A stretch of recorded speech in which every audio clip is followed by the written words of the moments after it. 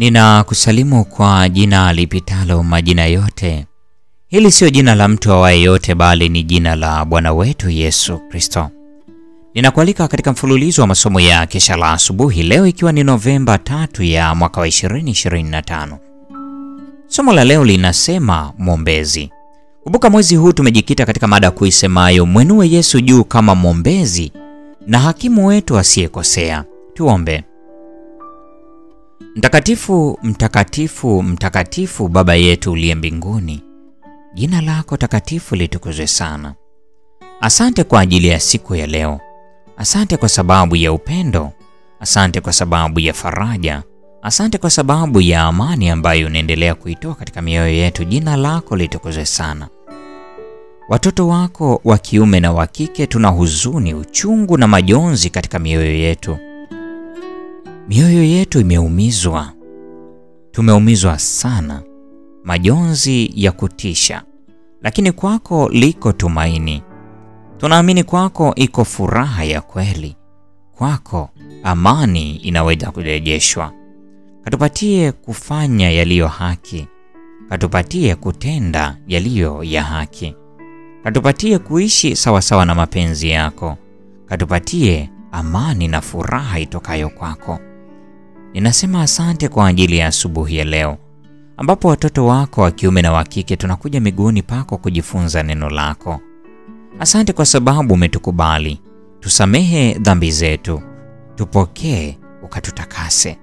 Zaidi sana tunapojifunza neno lako hili. Enda nasi katika jina la Yesu. Amina. Mada ya leo inasema mwombezi, iliyojengeka katika kitabu cha waraka kwa Ibrania sura ile ya 4 aya 14. Neno la Mungu linasema,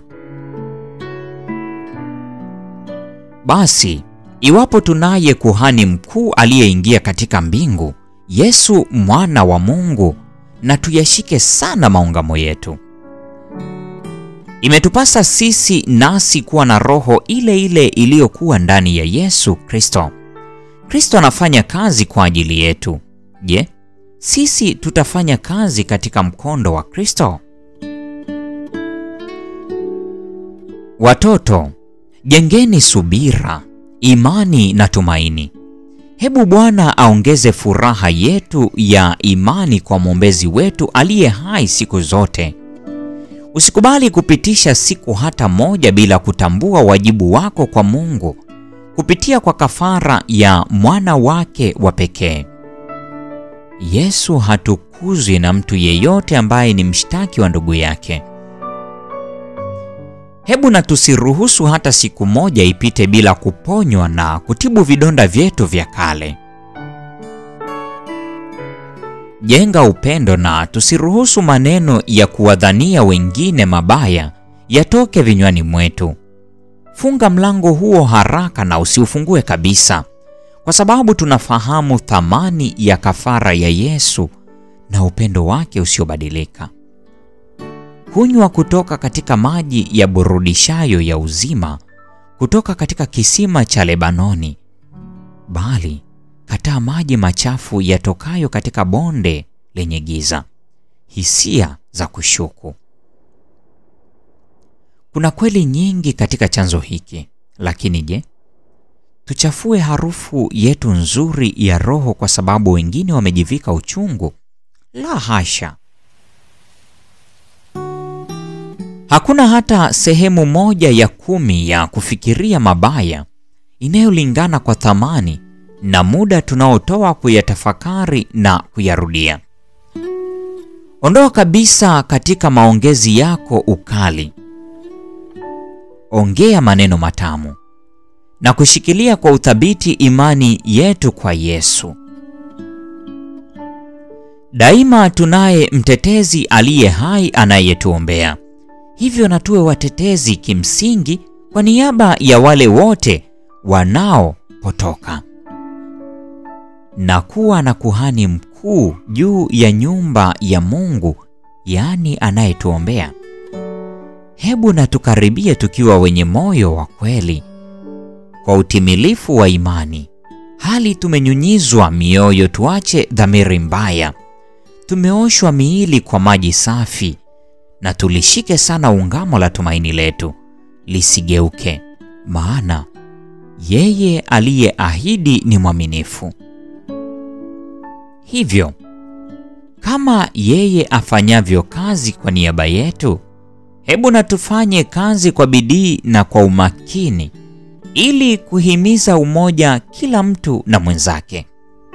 Kristo aliomba kuwa tupate kuwa na asili pamoja na umoja kama ule uliopo kati yake mwenyewe na Baba yake.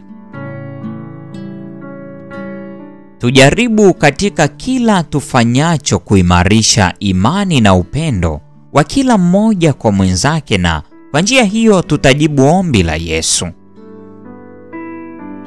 si yote uyadhaniayo na kuyafikiria juu ya ndugu yako ni sahihi. Hebu na tuweke kando mawazo na hisia hizi mbaya, na tusogee karibu katika upande wa Kristo na kufikiri kuhusu kutiwa moyo kwa hali ya juu alikotupatia, ili nasi tuwape wengine vivyo hivyo. Hebu husuda na wivu vikome katika bubujiko la upendo kutoka katika chemchemi ya upendo wa Mungu.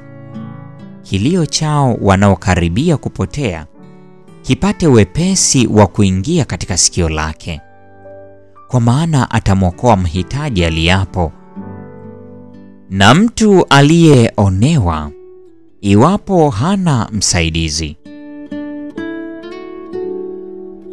Manuskripti 129 mwaka wa 1901. Leo ni Novemba 3, mada ikisema mwombezi.